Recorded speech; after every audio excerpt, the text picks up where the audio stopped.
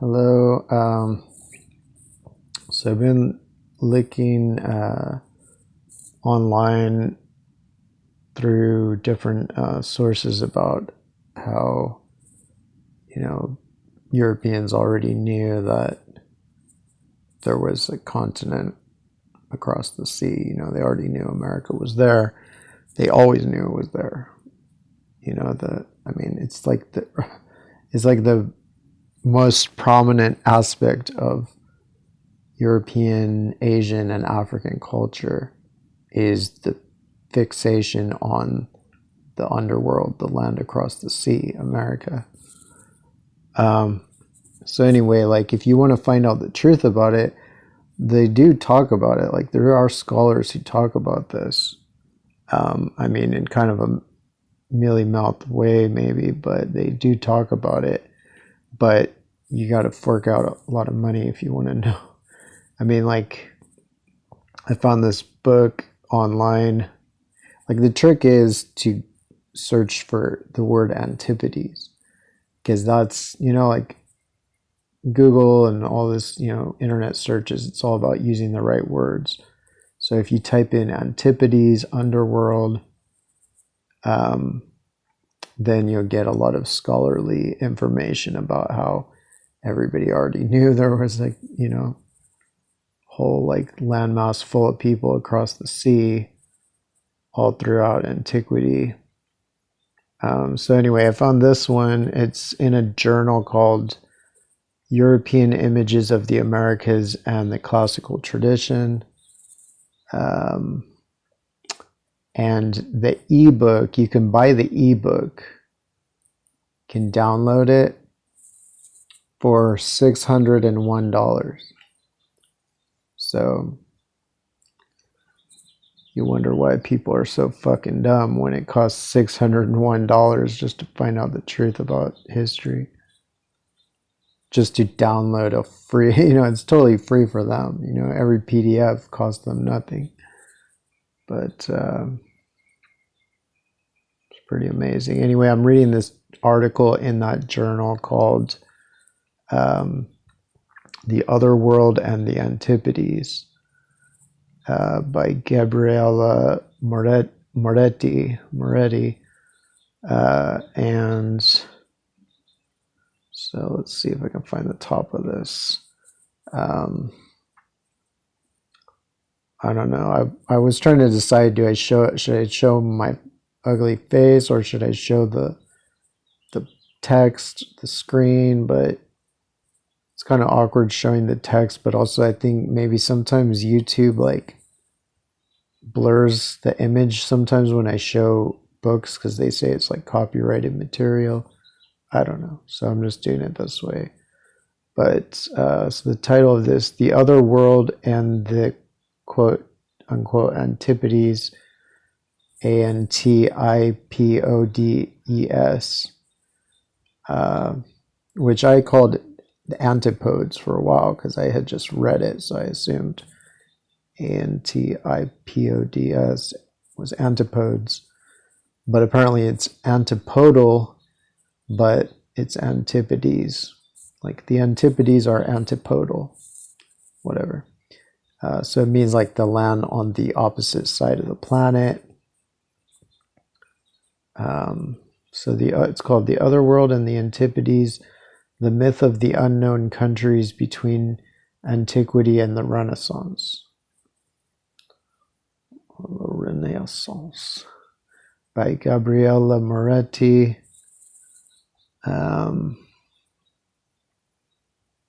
So anyway, it's a good article, section 1, the doctrine of the zones and the Antipodes, brief remarks on the cosmological, geographical theories of antiquity. The Antipodes between satire and legend, a literary myth. The Antipodes underworld, separate and united. So but it doesn't let me, it actually lets me see on Google Books, it lets me see parts of it, but not other parts. They had to remove a bunch of the pages so that they can, I guess, get me to pay $600 for the ebook or something. But let's see.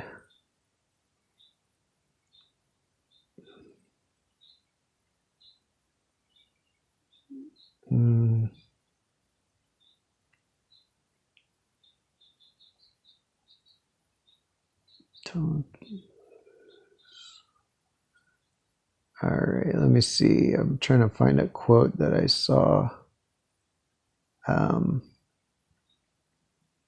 in this, where it's basically talking about how it's like from an ancient writer talking about how the underworld is like mutual. So here it is. Having reached not, so this is a fragment from Tiberianus, which is quoted by Servius. So I think these are Roman writers. So Tiberius says, having reached not the underworld, but the place where such a descent begins, also called Avernus, if the underworld lies inside the earth. And then it says, others will understand more clearly. Those who believe that the underworld is below the earth, in the opinion of geographers and cosmographers who state that the earth is round, if this is so, one can reach the Antipodes by sea, that for us are the underworld, as we are for them. Tiberianus also introduces a letter carried by the wind from the Antipodes, which begins with the words, "We of the above world send our greeting to you of the underworld." So everybody calls their world the above world. That's just the name. Like wherever you are, that's your above world. And then the antipodes of wherever you are is the underworld. So for me, my ultimate antipodes would be, and antipodes can both mean the land and the people that live in the land. It seemed that originally it actually referred to the people living there, because what it means is it's from the word for feet in like Greek or something. Yeah, I guess in Greek, like, you know, like the word for pedal, put your pedal to the metal, whatever. It's related to the Greek word for foot. And so antipodes means the anti-feet. It doesn't mean they were against foot fetishes or anything. It just means like the antipodes people are the people the soles of whose feet are faced towards the soles of our feet. So when we're standing, the soles of our feet are down vis-a-vis where we are, but there's somebody in the antipodes, the other side of the world, whose soles of their feet are facing towards us. So for them, they're in the above world. So yeah, like my ultimate antipodes or antipode would be, basically Madagascar, and then Southern Africa generally, and then with Antarctica as the next closest landmass. But Antarctica was generally just divided in half, and it was seen as there was an American half of it, and then there was an Afro-Eurasian half. So anyway, this makes sense. It says, "We of the above world send our greetings."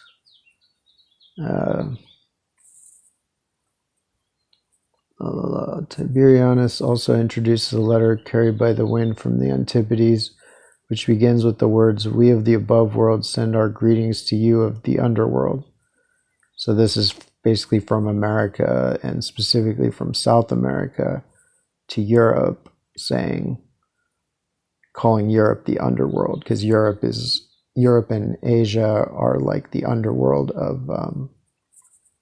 of South America, and in which he speaks of that reciprocal overturning we mentioned earlier. So reciprocal overturning, it means like compared to each other, the antipodes, like we are the antipodes of our antipodes. So in relation to our orientation, our antipodes is overturning, it's like putting it on its head, turning it upside down, inverting the orientation. Indeed, he says, indeed, the wisest men hold that souls pass into the bodies of the other hemisphere by metempsychosis, psyche meaning soul, and do not remain in that part of the world where they were before. So basically, it would be either that just that everybody in Afro-Eurasia, when they die, their souls are reborn into newborn babies in America, and vice versa. Whenever anybody dies in America, their soul is reborn in a baby in Afro-Eurasia. Or it could be, if it's like entirely antipodal, it would mean that if you die in North America, then you get reborn in like Southern Africa. And if you die in Southern Africa, you get reborn in North America. And then if you die in Europe or Asia, then you are reborn in South America. And if you die in South America, then you're reborn in Europe or Asia or the Mediterranean. Like basically the whole, like, there's like the Northeast Hemisphere, the Southeast Hemisphere, the Northwest Hemisphere, and the Southwest Hemisphere. And like the ancients sometimes treated them as actually completely isolated places, because they said, well, between the Eastern and Western hemispheres is the ocean, which is too hard for mere mortals to pass, and then between the Northern and Southern hemisphere is the equator of fire that is just so hot that you can't pass through it. So basically, it's just these four totally isolated inhabited zones, and whenever you die, you're reborn in your kind of diagonally opposite zone. So that may have been basically what was taught for throughout antiquity. But it's interesting, when it talks about just the fact that the underworld for them is the above world, like for us, the above world is America, and the underworld is Afro-Eurasia, but for them it's the opposite. And it just reminds me of, it reminds me of a line from the Surya Siddhanta, which is like a Hindu astronomy text from like hundreds or thousands of years ago. I'm just going to try to find it here in my book where I quoted it, because it's talking about how it's just basically saying the same thing, but it turns it into like a sort of lesson on life, or like a metaphor about the world generally. Oh yeah, I think this is it. So yeah, the Surya Siddhanta, it talks about how the world is round, or the earth is round. I'm not even sure if world means planet. The original word world doesn't seem to, it doesn't seem to mean a planet, because it tends to be that they refer to the planet as being comprised of many worlds. I mean, even they say the new world, the old world, like Africa, Europe, and Asia were called the old world. America was called the new world. So if the planet is the world, then how can a continent be the new world? So I think in general, world may have not meant planet. Anyway, so in the Surya Siddhanta, it says, the gods and demons each suppose themselves to be uppermost. So I think it's actually saying the devas and asuras. So it's translated here as gods and demons, but the devas are the planets and stars and stuff that are seen as corresponding to the northeastern hemisphere, I believe, and then the asuras are associated with the southwestern hemisphere, and with America, the underworld. They're seen to like be the planets and stars that reside in America, in Patala. But he's saying that both of them see themselves as the uppermost. The gods in Afro-Eurasia see the gods in America to be the underworld gods, and vice versa. The gods and that in some instance, like sometimes they're treated as demons, or like as devils, or some like they're portrayed negatively. Certainly not always. Like probably the most positive portrayals of anything tended to be reserved for America, for the underworld, but there were also alongside it negative traditions, mostly I think just because it was in the hands of priests and people who understood that it was purely metaphor. So it wasn't like something to really like take seriously, like, oh, those are the bad planets and we need to like blast them out of the sky or something. No, it was just like a way to divide the sky that you could memorize easily as an astronomer. So, the fallen angels, the fallen gods are the ones that were on the side of the earth, or were on the upper side, but then became retrograde or somehow joined the others.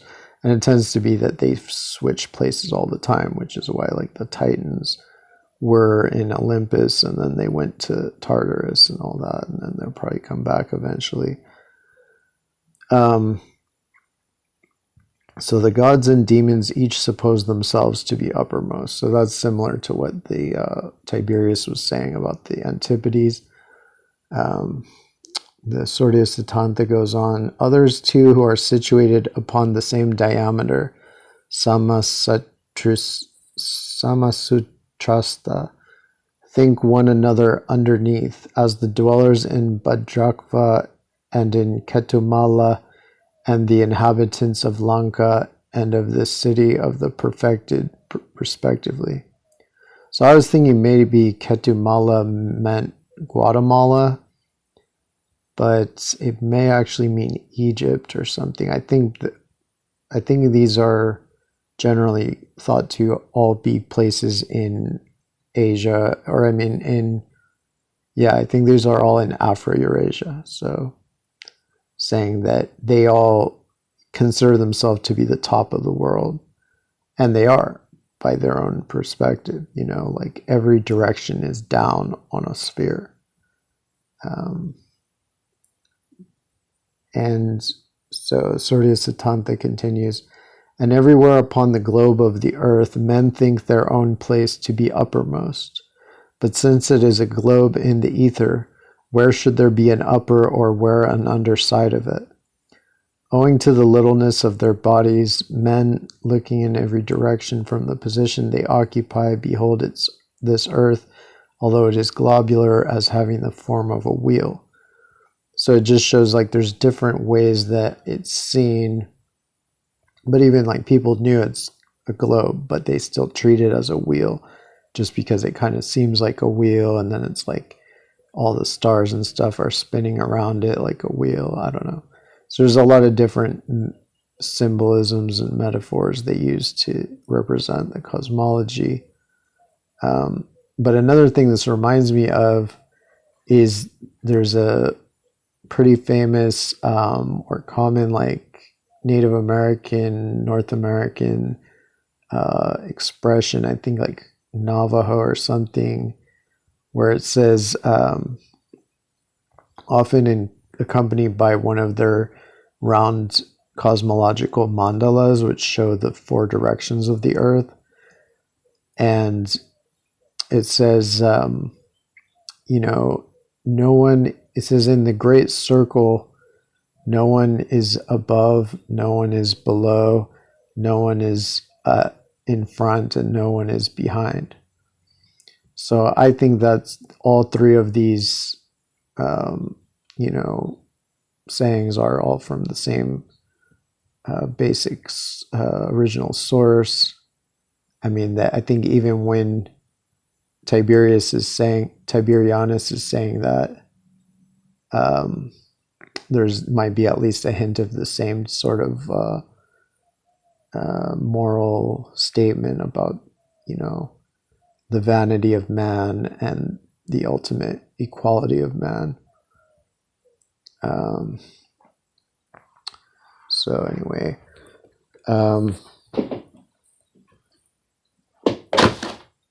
wait, break my book. All right, but in this article, there's more good stuff. Like it talks about the 4 sections, the 4 zones of the world, like the northwestern, southwestern, northeastern, and southeastern. And, you know, this basically corresponds to like the realm of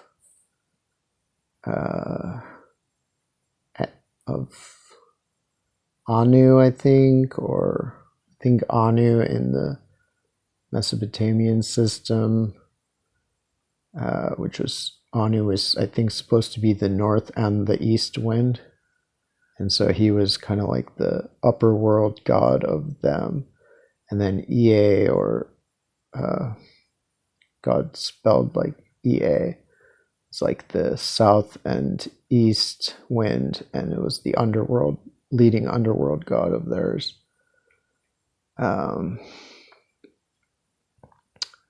But in this, like, she's saying that they also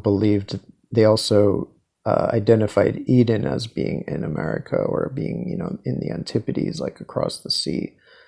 And that seems to check out from what I've been reading. You know, I had thought Eden was in Mesopotamia because of the reference to the rivers, but I think that might be, you know, that might be a very convoluted description that actually refers to America as being the source of all rivers. You know, America was always, the underworld was always described as being the source of all rivers and water and stuff. So I tend to think that that's the case, that Eden that Eden is America, and also the Dilmun of the Sumerians, maybe even the Eridu. But at least Dilmun seems to be, that's kind of the primeval creation land of the Sumerians. Seem to be antipodal American. So my phone's probably going to cut me off here in a sec, but you know, there's like endless amounts of like scholarship on this. Kind of boggles the mind that the truth of this is so well covered up. Like it's 1,000 times better covered up than, like, you know, the vaccines or 9/11 or like pretty much anything you could think of, because you can hardly find anybody alive that still knows that America was the underworld, or that it was Eden, or that it still is considered to be the paradise afterlife land of Muslims and of pagans, and, you know, historically was up for everybody. Elysian fields. So even Moretti is saying that it makes sense why they would place Eden there, because it basically fits the biblical tradition pretty well to be across the sea in the Antipodes.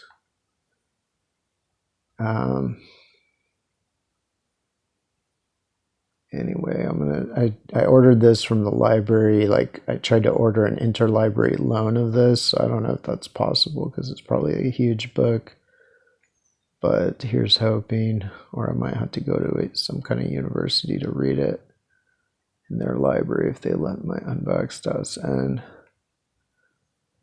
But yeah, I'll just keep following this up. But the word Antipodes is like a kind of a secret key to unlock a lot of this. All right, folks. Thank you very much and take care. Come on.